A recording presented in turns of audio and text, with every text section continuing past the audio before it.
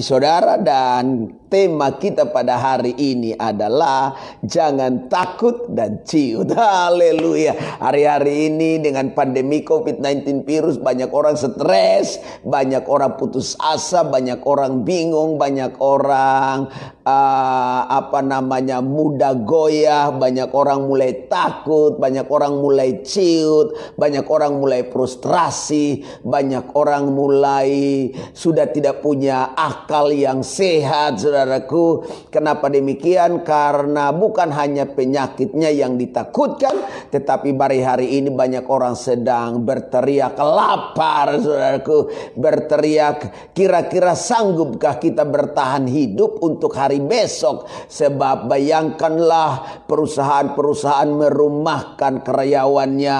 Orang-orang yang kemudian bergantung dan berharap pada gaji bulanan sedang tidak mendapatkan gaji. Orang-orang yang kerjanya kemudian mengharapkan gaji harian pun dibatasi. Jadi orang sedang frustrasi, orang sedang stres. Bahkan gembala-gembala jemaat, pendeta pun ikut kebingungan. Kenapa demikian, saudaraku? Karena semua jemaatnya juga banyak yang dirumahkan. Jadi kita mau pikir kita punya kehidupan sebagai gembala, atau mau mikir juga jemaat. Jadi bayangkan beban di pundak para pemimpin rohani juga besar, saudaraku. Jadi sekarang ini mau pikir apa, kasih tinggal apa, saudaraku? Maka ketakutan, kekhawatiran, rasa ciut sudah mulai menghantui banyak orang hari-hari ini.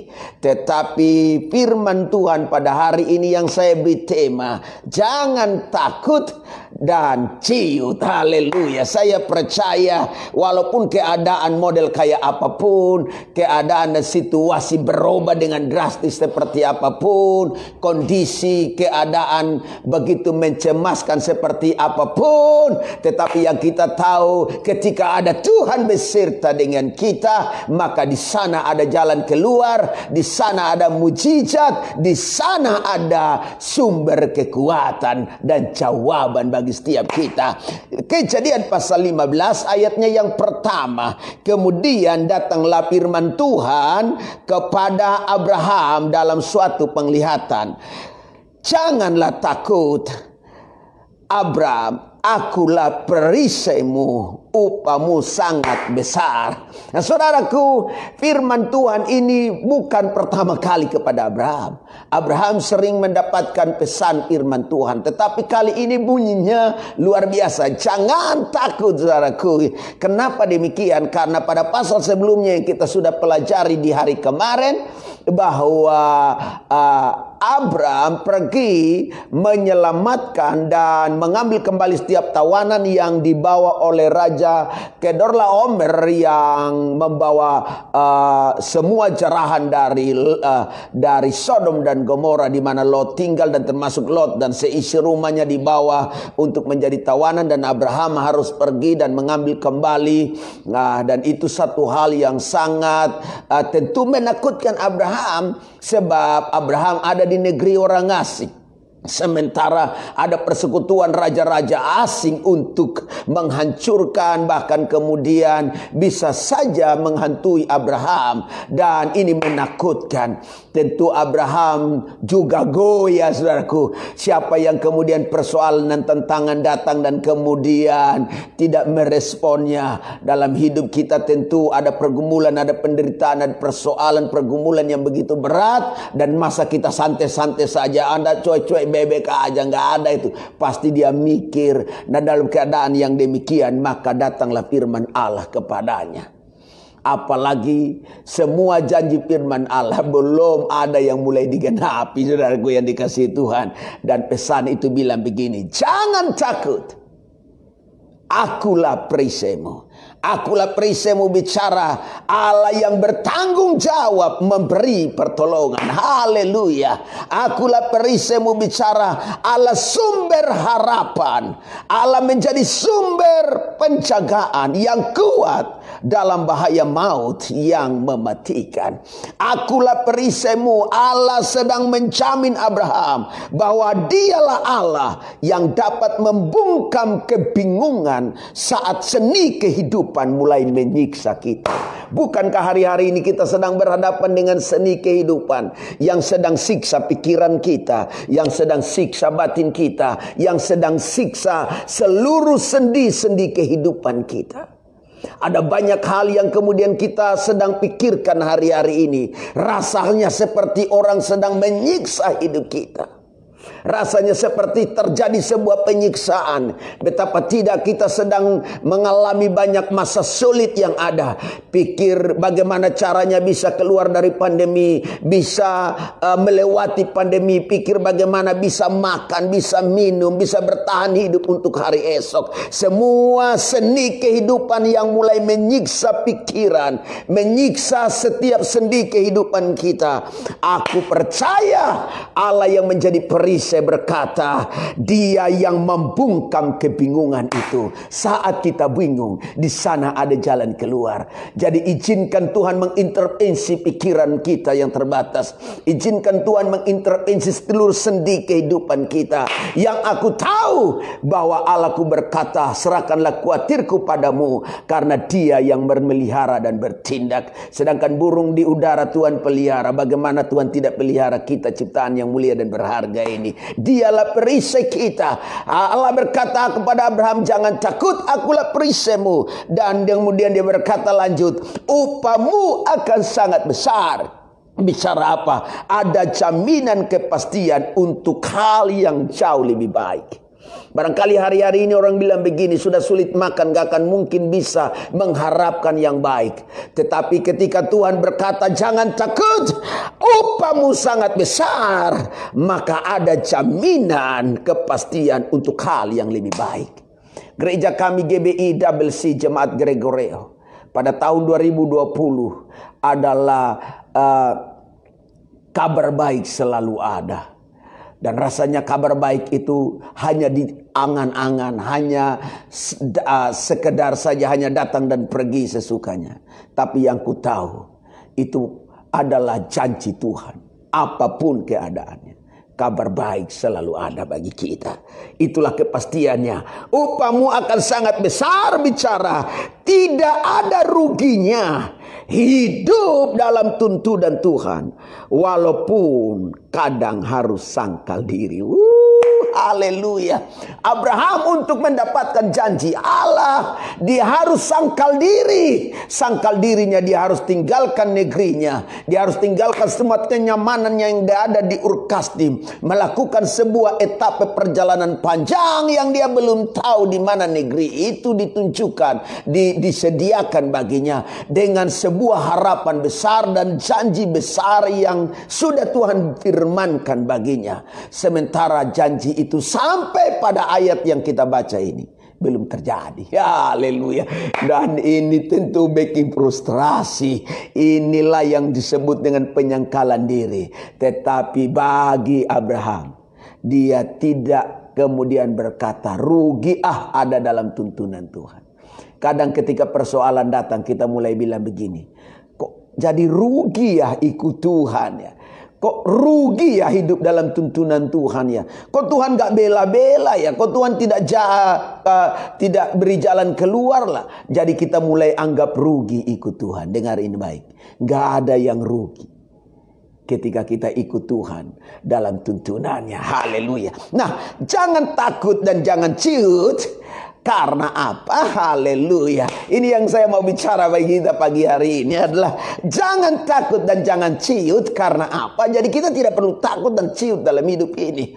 Alkitab berkata bahwa kalau engkau takut pada masa kesesakan, maka kecillah kekuatan. Haleluya. Jadi kalau orang-orang yang takut pada masa kesesakan, dia gentar pada masa kesesakan, maka kekuatannya kecil. Orang Jawa bilang cili, ya kan? Iya, kecil. Orang timur bilang kiciana ya. Haleluya. Jadi kalau engkau takut pada masa kesesakan, kecil. Haleluya. Soal kita berkata jangan takut, jangan ciut. Karena apa? Yang pertama, haleluya, karena akulah Tuhan. Jadi ketika Allah berkata, Tuhan berkata kepada Abraham, jangan takut, karena akulah Tuhan. Dengar ini baik, yang merelakan diriku diikat oleh sumpah untuk menggenapi janjiku. Tuhan berkata kepada Abraham, jangan takut, jangan ciut, sebab akulah Tuhan yang merelakan diriku diikat oleh sumpah untuk menggenapi janjiku itu. Jangankan sumpah, saudara. Orang berjanji, orang ngomong hari ini bisa berubah. Lagu tepat bilang, kau yang berjanji, kau yang mengakhiri janji itu. Iya.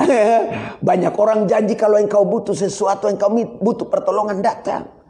Pasti kita tolong. Tapi saat kita datang, dia sudah tidak ada dan tidak bisa berbuat sesuatu. Tapi Allah yang berjanji adalah Allah yang relakan dirinya diikat oleh sumpahnya sendiri.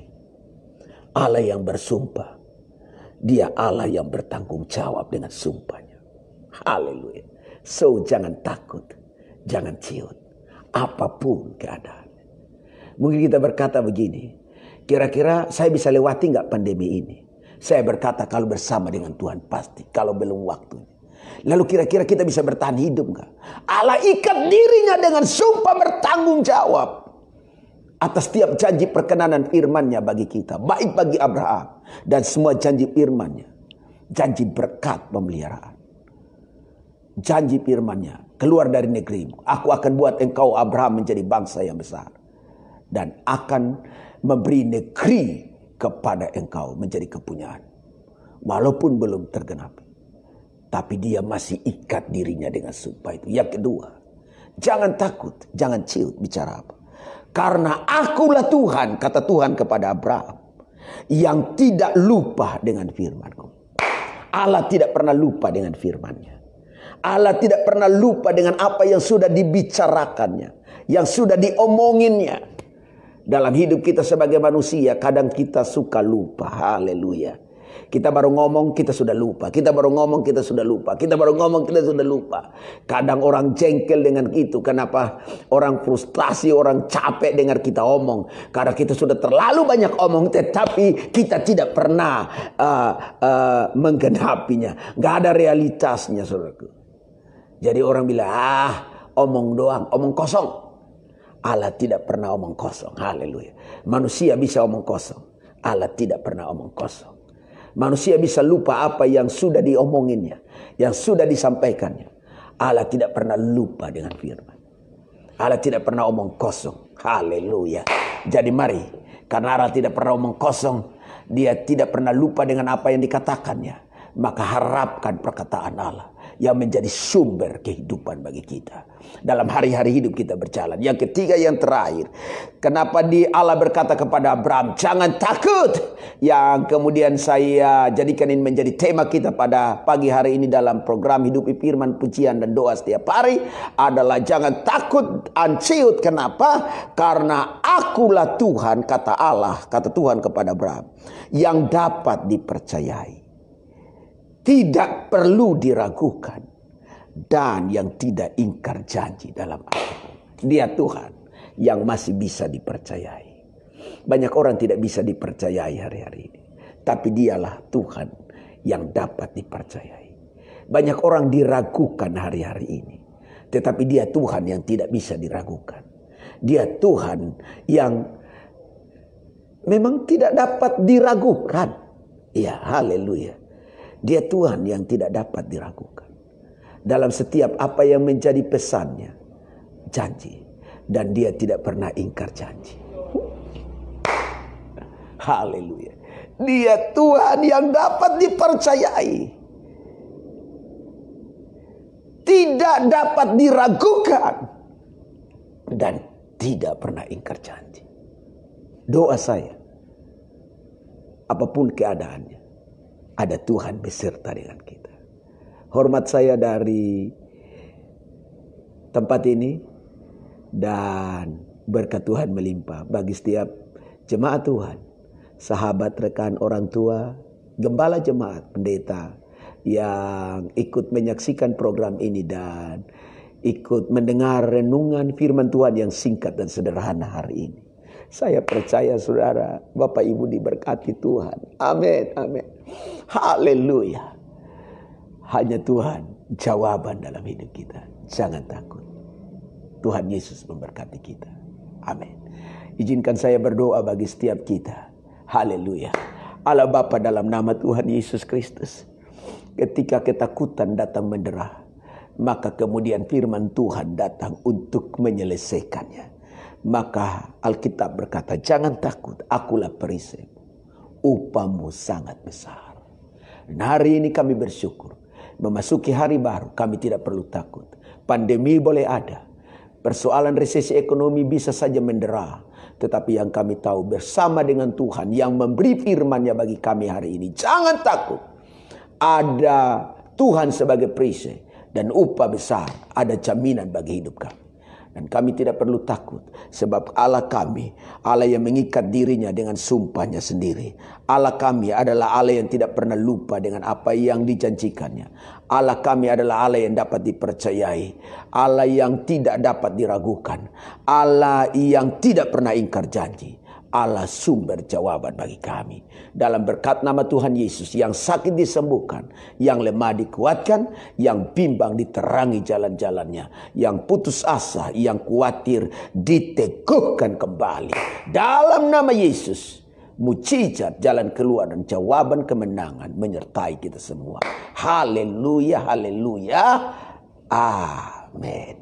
Tuhan Yesus memberkati semua rekan sahabat, dan sampai ketemu pada besok pagi di jam 7. Dan saya ingin sampaikan kepada kita bahwa setiap hari saya runut dari kitab Kejadian dulu. Jadi sudah mulai dari Kejadian pasal 1, hari ini kita sampai pada Kejadian pasal 15 ayat pertama. Dan setiap pasal barangkali bisa ada 2-3 renungan khotbah, tetapi bisa saja satu pasal hanya satu renungan khotbah. Jadi biar setiap ini menjadi berkat dengan pesan yang kuat bagi kita, sehingga kita dapat menikmati berkat Tuhan dalam